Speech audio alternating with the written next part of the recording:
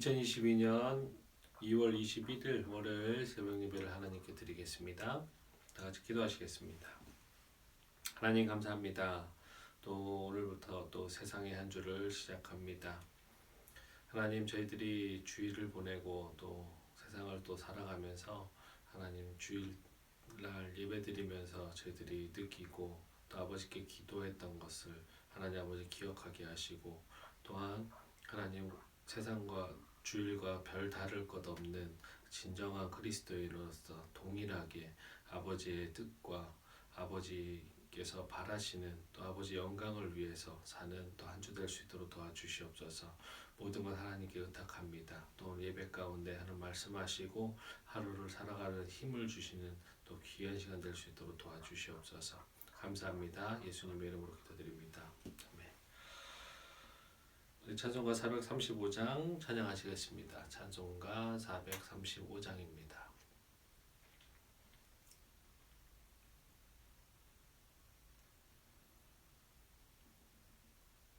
나의 영원하신 기업 찬양하시겠습니다. 435장 나의 영원하신 기업 생명보다 귀하다.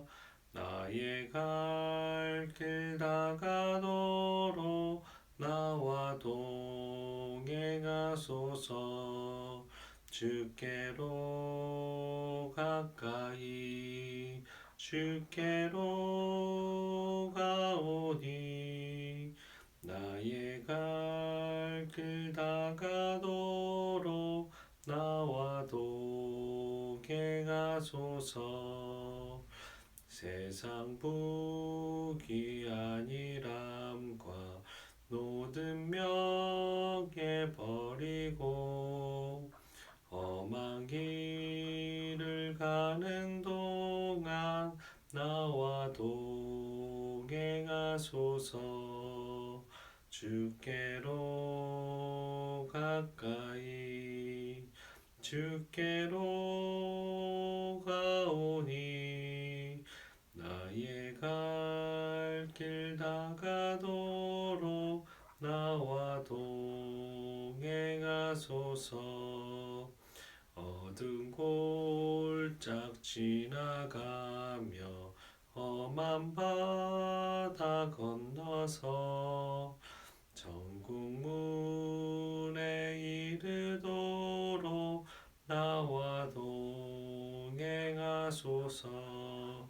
주께로 가까이 주께로 가오니 나의 갈 길 다가도록 나와 동행하소서.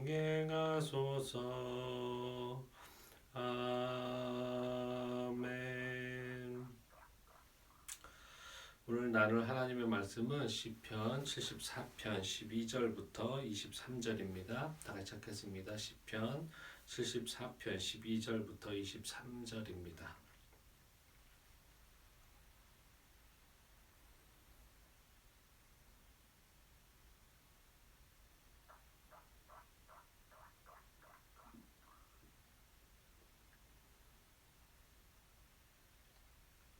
시편 74편 12절부터 23절 우리 다 같이 한 목소리를 합독하시겠습니다.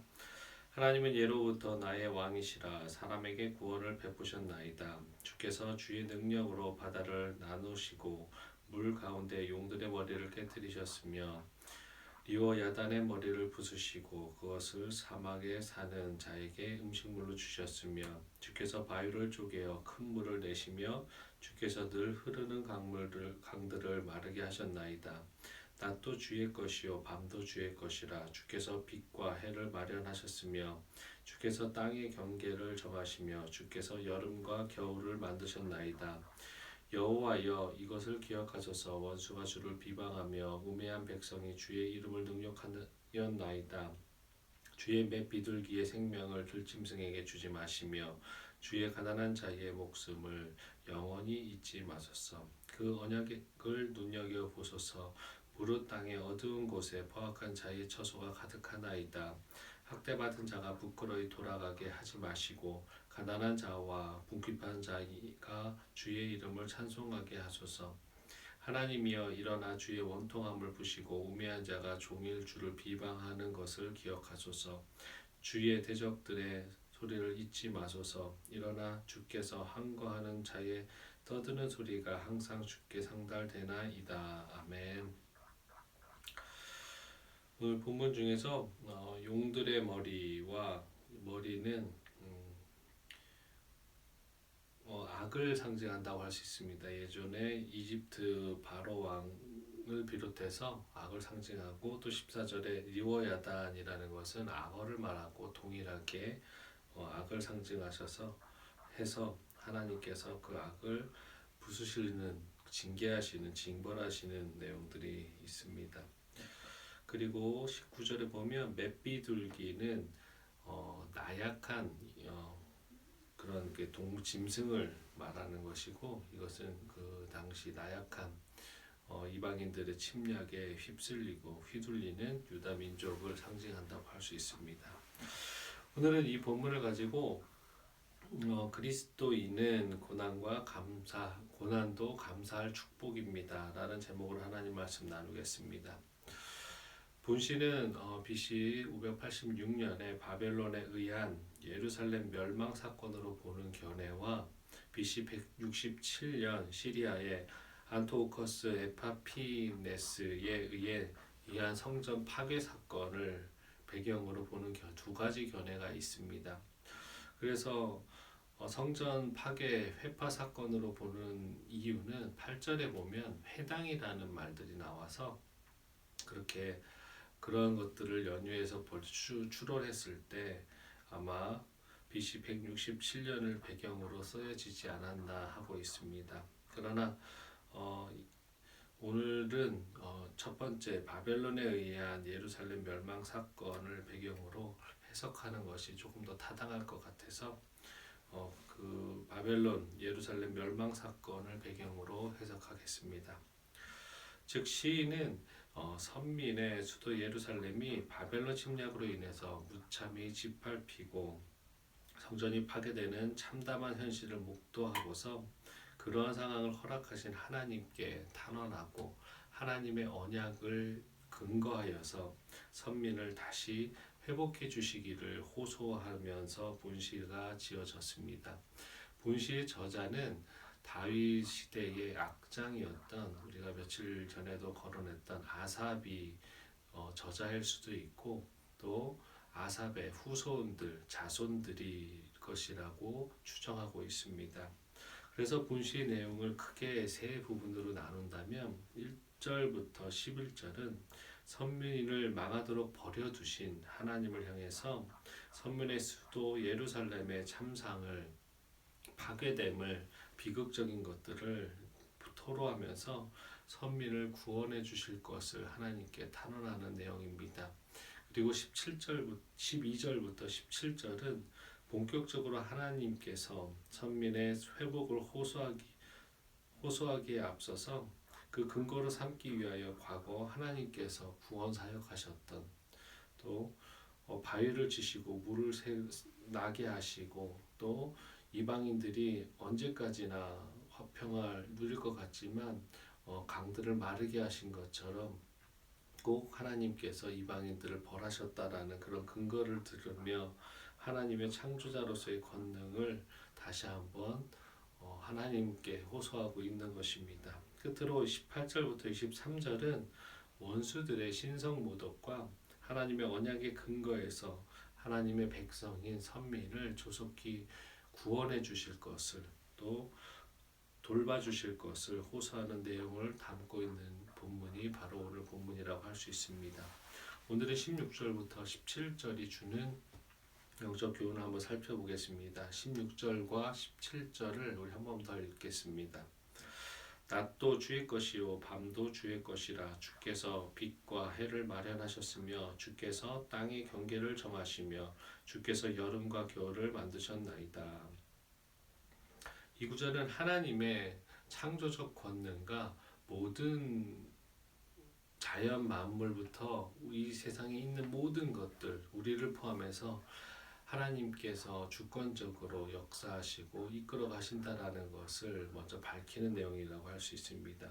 그러면서 시인이 굳이 낮과 밤, 여름과 겨울을 언급한 것은 낮과 밤과 여름과 겨울은 하나님으로 또한 하나님의 창조의 섭리에 의해서 하나님께서 주관하시듯이 하지만 이 낮과 밤으로 또 여름과 겨울로 상징되는 것은 번영의 때와 또 고난의 때, 시련의 때를 나눠서 표현한다고 할 수 있습니다. 또한 이 또한 하나님께서 하나님의 섭리로 말미암은 것임을 인정하는 구절이라고 할 수 있습니다. 말하자면 13절부터 15절까지에서 말했던 놀라운 구원의 역사가 낮이나 여름처럼 인간에게 큰 기쁨과 희망을 주는 하나님의 은총인 것처럼 현재 이스라엘이 백성들이 당면하고 있는 밤이나 겨울과 같은 침울하고 비극적인 경험 또한 하나님께서 그들에게 베푸신 섭리이며 은총이라는 것입니다. 또 시인이 이를 통해서 궁극적으로 말하고자 하는 것은 낮이 지나면 밤이 오고 여름이 지나면 겨울이 오는 것처럼 현재는 밤과 같이 암울하지만 앞으로 하나님의 섭리에 의해서 다시 낮과 같은 번영의 때가 이르게 될 것이라는 것입니다. 결론적으로 시인이 여기서 1차적으로 말하고자 하는 것은 고난의 때도 하나님의 때라는 것을 명심하라는 것입니다. 즉 고난도 하나님의 축복의 한 방법이라는 것입니다.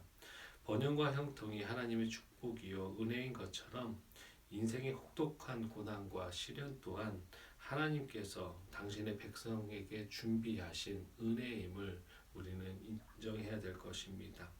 물론 하나님께서 종종 죄에 대해서 징계하시는 방법으로 고난이나 인간의 연약함을 이용하실 때도 있고 인간에게 부여하실 때도 분명히 있습니다. 그러나 여기서 잘 확인해야 되는 것은 하나님께서 우리의 죄로 인해서 징계를 주시는 이유는 우리를 멸하시기 위해서 이방 하나님의 선택받지 않은 백성들, 하나님과 상관없는 영혼들을 징계하고 징벌하시고 파괴하시는 것과는 달리 우리가 회개하고 다시 새로운 낮과 같은 인생, 여름과 같은 따뜻한 인생을 주기 위해서 어찌 보면 육신의 부모가 자녀가 잘 되라고 체벌하고 또 훈육하고 훈계하는 것과 마찬가지인 원리인 것입니다. 그러므로 우리는 인생의 낮과 여름뿐 아니라 인생의 밤과 겨울도 감사할 이유가 충분하다는 것을 오늘 본문을 통해서 깨달을 수 있습니다. 바로 이러한 이유로 사도 바울은 데살로니가전서 5장 18절에 이렇게 말합니다. 범사에 감사하라. 이는 그리스도 예수 안에서 너희를 향하신 하나님의 뜻이니라고 합니다. 여기서 범사란 슬플 때나 기쁠 때, 실패할 때나 성공할 때, 또 고난의 때나 번영할 때, 형통할 때 모두를 상징한다고 할 수 있습니다.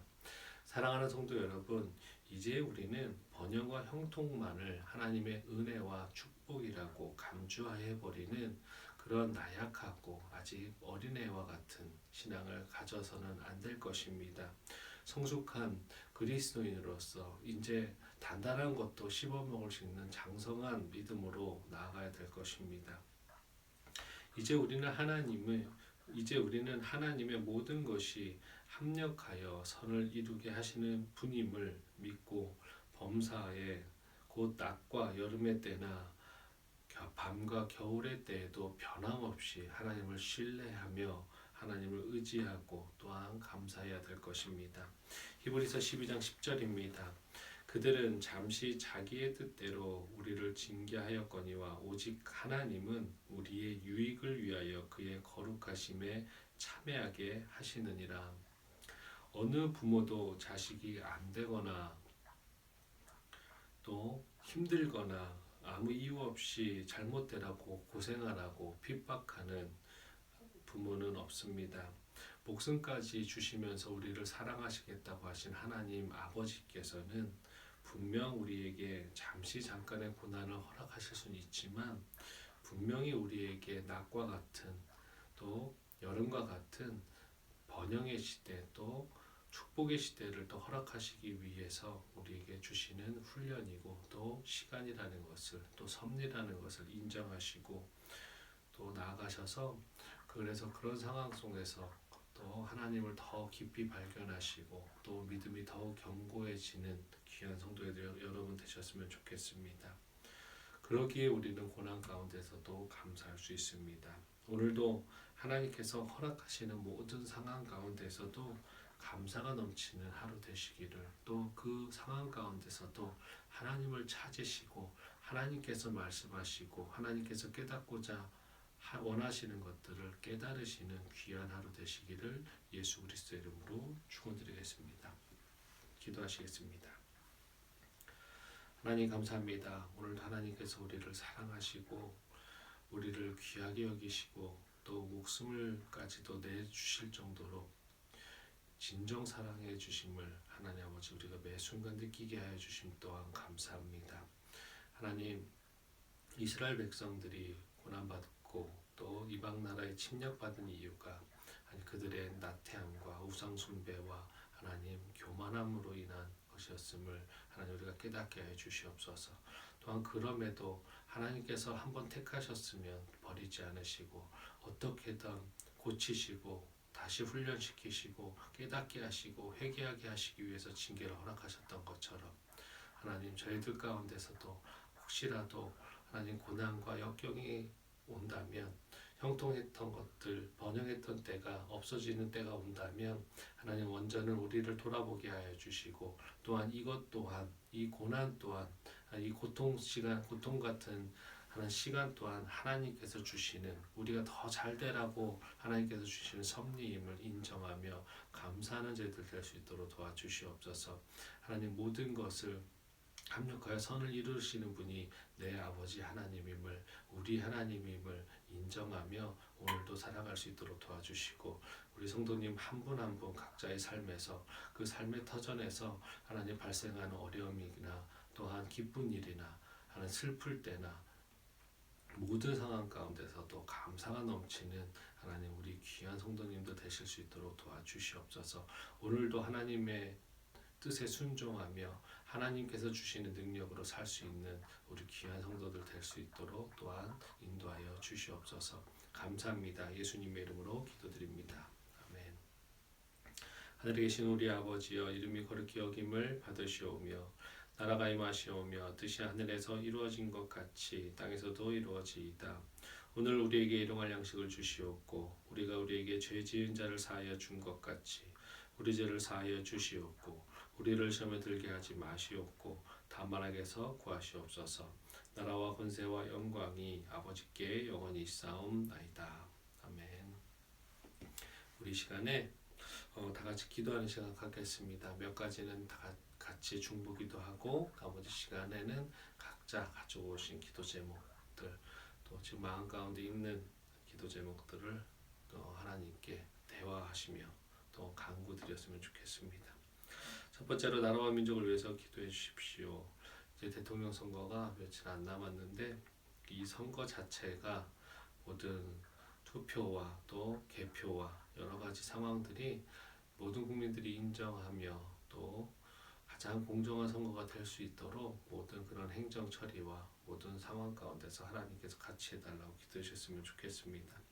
두 번째로 또 선교를 위해서 기도하실 텐데 특별히 어제 우리 교회를 방문해 주셨던 선교사 네팔 선교사님들을 위해서 오늘 출국하시는데 가는 기내 상황과 또 현재 도착해서 또 여러 가지 많은 시간을 비웠었는데 하나님께서 인도해 달라고 또 그 삶을 또 평안함을 또 그 선교사님 부부를 통해서 하나님의 축복이 흘러가는 것들을 느끼며 감사함과 넘치는 그런 선교가 될 수 있도록 기도해 주셨으면 좋겠습니다. 그리고 마지막으로 우리 말씀 중심 교회를 위해서 기도하실 텐데 교회의 본질을 잃지 않고 성도 모두가 겸손한 복음 전도자가 될 수 있도록 그 인생에서 우리의 삶과 언행이 그 자체가 전도자의 삶이 될 수 있도록 두렵고 떨림으로 하나님께 기도하며 나아가는 우리 성도들, 그런 성도들이 모인 공동체가 되게 해달라고 이 시간에 간절히 기도하시겠습니다. 다 같이 기도하시겠습니다.